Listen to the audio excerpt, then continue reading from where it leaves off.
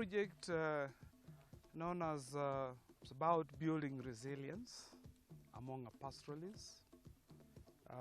It is managing times of plenty and scarcity. That is the project. And this is born out of the fact that we are faced with extreme weather events as well as climate change and climate variability. The project has three main objectives.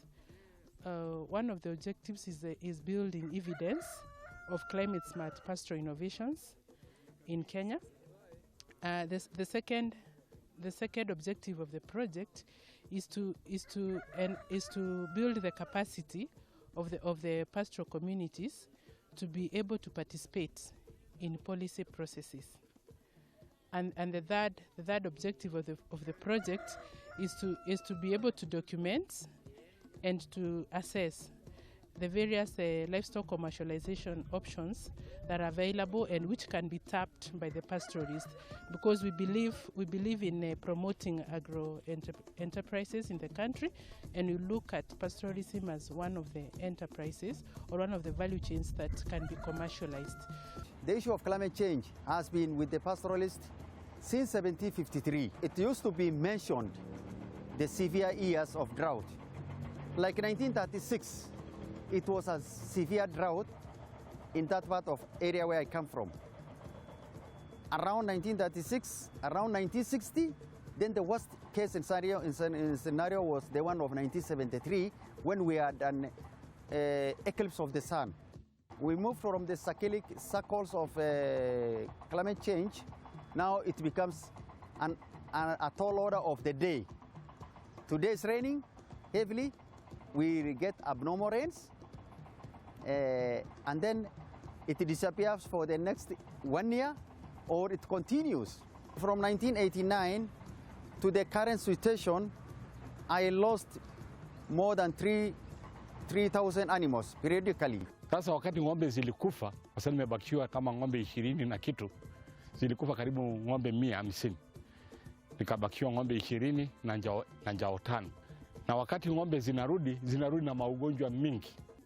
Building on our experience on policy and policy analysis, we thought we could set up a learning center that integrates both scientific knowledge and indigenous knowledge, because we believe that climate change adaptation and mitigation can be contributed by both indigenous or local people and their knowledge, as well as scientific people and their knowledge.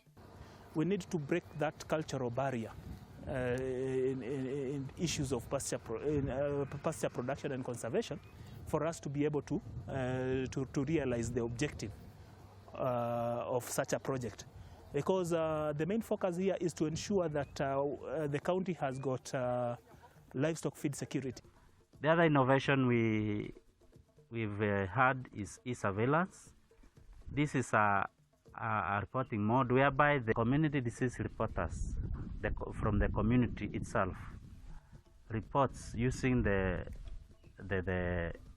phones. They have been issued with phone. These reports are used as early warning systems so that in case of a disease outbreak, there will be a swift action and the animals are saved through vaccinations and treatment, so that we avert the losses of losing livestock. Another innovation that has been used is destocking or off-take. This is whereby animals are sold off during the favorable wet conditions, so that in the eventuality that this year we'll have the drought, the animals which were supposed to have fed or died is minimal. I do the hard separations. If I don't do that, I'm losing three things, three lives. The mother, she's expectant, she will die with the baby in the womb. The other baby goats or sheep is young, is less than 3 months. It has not taken enough milk. So you lose 3, the mother, the previous baby and the one in the womb. So to save all these, that's the purpose of separation. And also, we have moved from pastoralism, from being a pastoralist to a production factor. You are losing money. So this is a part of my experiences and the coping mechanism, and it has really succeeded in my grazing area. Quite a number of pastoral communities also copied.